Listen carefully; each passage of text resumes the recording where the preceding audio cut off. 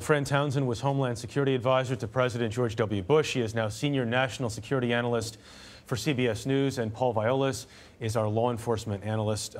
Welcome to both of you. Fran, let me start with you. What else have you heard this afternoon that is helpful in terms of determining where law enforcement go now? Well, you know, from what our first reports were this morning, he had in that room almost twice the number of rifles and guns that we expected. And there are some reports now that it may also have included some explosives.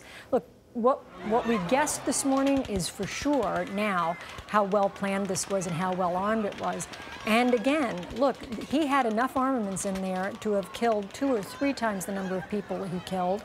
And as tragic as it was, law enforcement really, their swift action. And you heard the officer that was interviewed tonight say it's the training that made the difference for them. He had weapons inside the hotel room, Paul. He also had weapons at his home in Correct. Nevada. Right. A lot of them. Yeah, apparently so. There's no question about it. I was actually surprised, and we talked about this earlier, I was really surprised that he didn't set that house up in anticipation of police coming in there to harm police when they came there. Booby trap it somehow. Correct. He either was using fully automatic weapons or somehow modifying semi-automatic weapons. That's correct.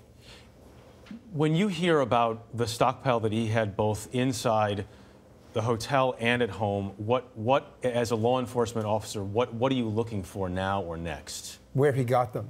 That's going to be the key is information that's going to come in from ATF, alcohol, tobacco, and firearms, as they trace the history of where those weapons came from, where they ever used before, where he bought them. I think it's going to be very telling right now is the fact, you know, he's originally from Florida.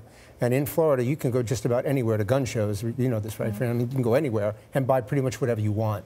That's going to be key right now is where he got the weapons and how he got them to his house and how he got them to the hotel. 2 of the gun shop owners in the state of Nevada have identified themselves and said he bought more than 1 weapon from me. There was nothing unusual. He didn't have a criminal record, so there was no reason to suspect, you know, that he was going to be responsible for this kind of an event. Fran, how has the lone wolf threat evolved from the time that you served to now?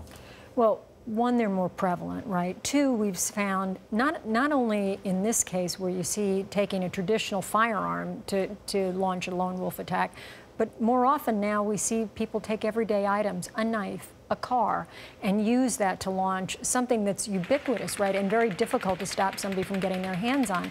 Now, look, in this country under the Second Amendment, people have access to guns that they don't in countries in Europe.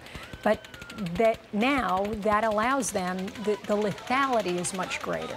Paul, so if you're looking now at mental health, you're looking at the stockpile of weapons. What else are you looking at? Forensically, the fascinating part about this right now is looking back from when he was, because we know the connection to the father. And when you look at it from a behavioral side, the tie to genetics with the father and his criminal background, you know, on the FBI's most wanted list for 8 years. I mean, the tie with the father to him, I think is going to be one component. But the other part of this is really going to be interviewing neighbors and the information of what they knew that maybe they didn't realize those particular behaviors could lead to something like this. That's the thing I'm going to be looking for right now. What was apparent that people didn't think was apparent? Paul Viollis and Fran Townsend, thank you both very much tonight.